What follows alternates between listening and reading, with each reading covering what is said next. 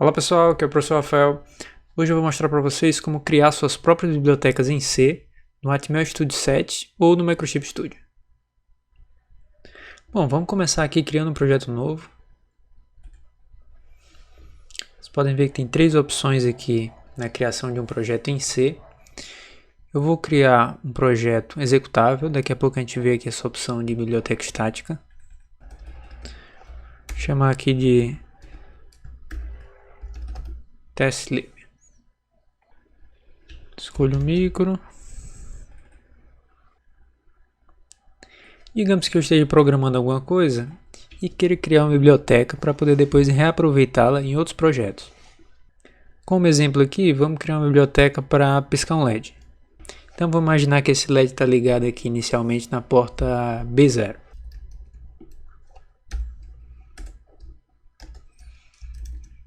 Então a primeira coisa é colocar D0 para saída, né?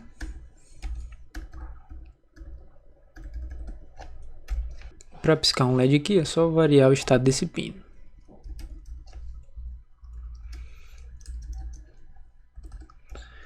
Vou fazer isso invertendo aqui o sinal com a XOR.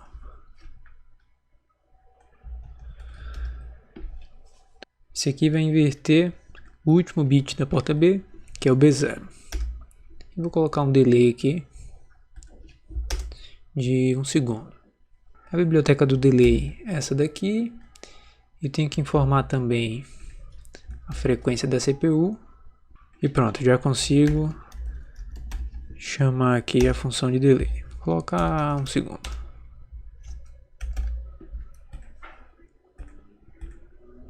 Para testar, criei um circuitinho rápido aqui no Simulid.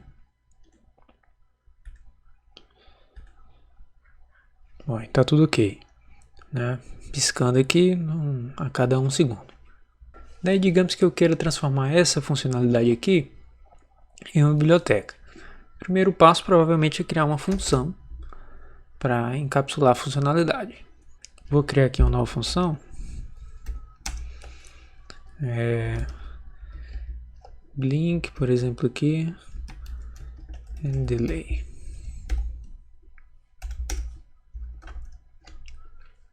Nessa função eu vou colocar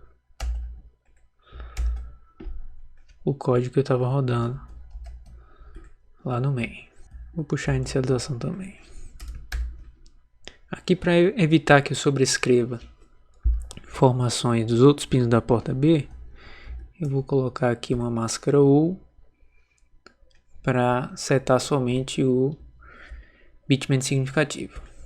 Feito isso, coloco aqui o protótipo.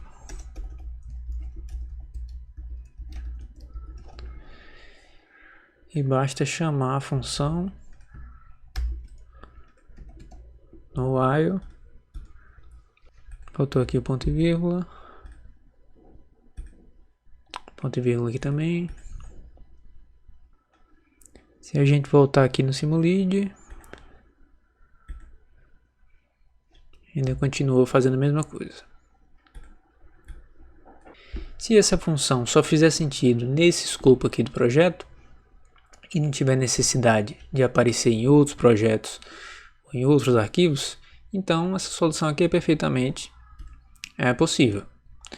Porém, se eu quiser distribuir essa função entre projetos diferentes, seria interessante eu colocá-la num arquivo diferente. Então a primeira forma de criar uma biblioteca é gerar um arquivo .c e .h e transferir esse código para lá. Para fazer isso aqui no HTML Studio, é bem simples. Eu venho aqui, adicionar. Nesse caso é um item novo. Se já fosse uma biblioteca pré-existente, eu poderia adicionar como item existente. Mas antes disso eu vou incluir uma pasta para organizar aqui melhor. Vou chamar aqui de resource e vou adicionar um novo item nessa pasta. Tem algumas opções aqui. Eu vou adicionar um arquivo .c e depois um arquivo .h. Vou chamar aqui de blink delay. Copiar esse aqui e adicionar. Foi criado o arquivo .c. Vou criar agora o arquivo .h. arquivo novo, include aqui .h, criei. E agora transportar o código que estava no main para esses dois arquivos. E nesse caso, era a função. Vou trazer a implementação da função para cá. Vou trazer o protótipo da função com os includes para o .h. Percebam que aqui ele já criou um define condicional. É sempre bom utilizar esses guardiões aqui de cabeçalhos. E agora esse .h eu incluo na implementação aqui do .c.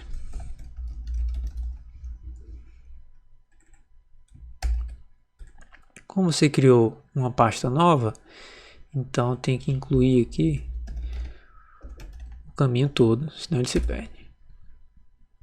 Criado o .h, com os includes necessários e o protótipo da função. O .c está a implementação da função e o apontamento para o .h. E no main, eu vou substituir isso tudo aqui. Vou deixar só esse genérico aqui. Substituir tudo isso por um include do .h, esse mesmo aqui, vou copiar que já está escrito. Aqui. A partir desse momento, eu já consigo chamar aqui a função que está no arquivo separado.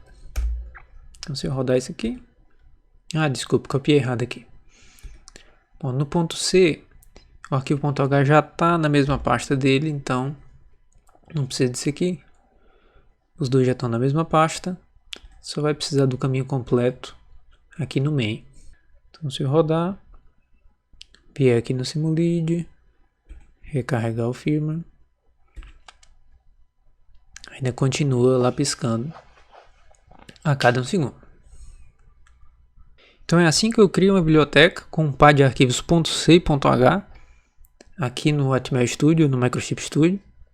E daqui para frente, quando eu precisar daquela função, basta adicionar esses dois arquivos no seu projeto e fazer o include do .h. Bom, mas essa função aqui está bem específica, né?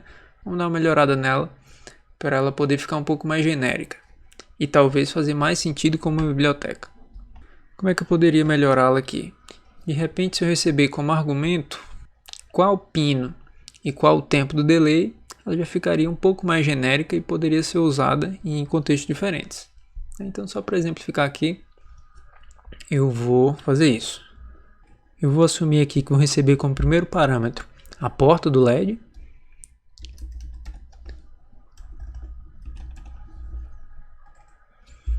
Vou chamar aqui de port. Na verdade, eu vou receber um ponteiro para a porta. Dessa forma eu consigo modificar o valor do registrador de fato no escopo interno da minha função, modificar uma variável que está no escopo externo. Então eu recebo aqui o ponteiro para a porta. Vou receber também um ponteiro para o registrador de direção. Vou chamar ele aqui de DDR só. O pino. O pino, eu vou chamar aqui só de pin. Vai ser um valor numérico entre 0 e 7. Né? Essas portas são sempre de no máximo 8 bits. Então não precisa ser um ponteiro. E vou receber também o valor do delay.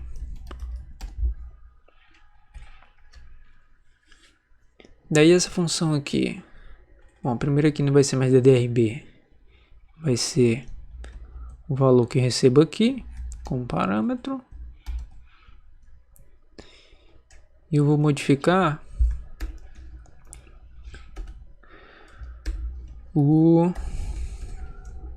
pino que eu recebi aqui. Vou setar como saída esse pino. E vou fazer a mesma coisa aqui com o acionamento através do show. Vou variar o estado do pino que eu recebi como parâmetro. Aqui no delay. Pronto, agora a função já ficou um pouco mais genérica e vai dar para usar em outros cenários, com outros pinos, outros LEDs, outros tempos. Atualizar o meu arquivo .h. Agora o cabeçalho mudou. Então, protótipo aqui vai mudar um pouco. Como o delay agora ele está variável, eu vou incluir esse define aqui, que possibilita o uso de variáveis como argumento aqui dessa função. Então lá no main, agora esse cara aqui vai receber 4 argumentos. Primeiro é a porta, port B, depois a direção, endereço DRB. Lembrando lá que eu estou esperando receber um ponteiro, então estou passando como argumento o endereço da porta, o endereço do registrador de porta e o endereço do registrador de direção. O pino que eu quero acessar, nesse caso é o 0, e o delay vamos botar diferente aqui, vamos botar 500 milissegundos. Rodeio aqui. Se a gente vier aqui e mandar recarregar, bom, agora o LED está piscando um pouco mais rápido. Essa estratégia de separar em arquivos me permite um pouco mais de organização para trabalhar em projetos grandes. Então, a qualquer momento agora que eu precise utilizar essa função num projeto diferente ou numa mesma solução que tenha vários projetos, basta eu copiar esses dois arquivos, .c, .h, incluir o .h e utilizar a função. Porém, imagine que você não quisesse dar acesso ao código-fonte da sua função para a pessoa que eu estou repassando o arquivo. Por exemplo, se eu estivesse vendendo essa biblioteca para alguém, pode não ser do meu interesse que o cliente receba o código, e sim que ele só use determinada funcionalidade. Nesse caso, eu posso criar uma biblioteca estática, que é o que é incluído aqui nessa pastinha, que é aquela outra opção de projeto que a gente viu lá no início. Vamos ver agora como criar uma biblioteca estática, .a, já compilada, que o usuário final não vai ter acesso ao código-fonte. Só vim aqui, novo, project. Agora vai ser selecionado aqui um projeto de biblioteca estática, que eu vou nomear aqui como Blink Delay. Nesse caso é uma biblioteca C. Vou criar. Escolho o micro. E percebam que o projeto não tem um main, e sim um espaço para você escrever suas próprias funções e chamá-la em outro projeto. Vamos então copiar para cá a função que a gente acabou de criar.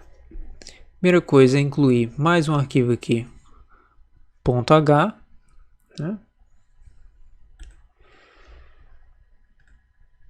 Vou chamar aqui, o arquivo default estava library. .h, .c.h. No arquivo .h vamos includes e o protótipo. No arquivo .c vai a implementação de fato da função. Até aqui. O nome dela agora mudou para cá, library.h. E se eu der um build, não mais vai ser gerado um arquivo .x, e sim um arquivo .a. Se vier aqui, A biblioteca de fato é esse arquivo aqui, .a. Se você tentar abri-lo, o arquivo ele está compilado, então você não tem acesso aqui ao código de fato. E voltando lá para o meu projeto de testes, vamos incluir essa biblioteca para a gente utilizá-la também. Antes disso eu vou apagar aqui essa pasta resource, remover. Se eu tentar compilar, ele não achou mais a função, né? E vamos adicionar a biblioteca como um .a que a gente acabou de criar. E aqui, no browser,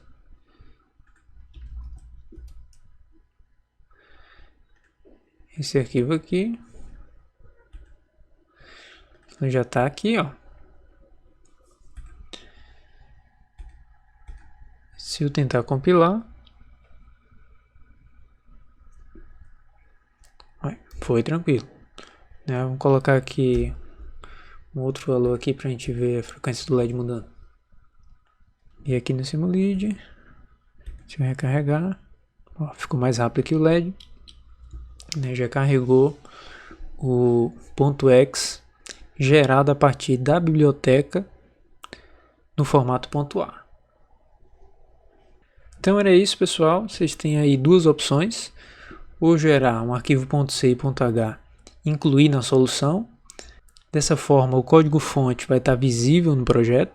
E a outra forma é criar um projeto novo do tipo biblioteca estática, colocar todas as suas funções lá, gerar um arquivo .a, e esse arquivo .a vai conter os binários necessários para rodar as funções em qualquer projeto que você necessite delas.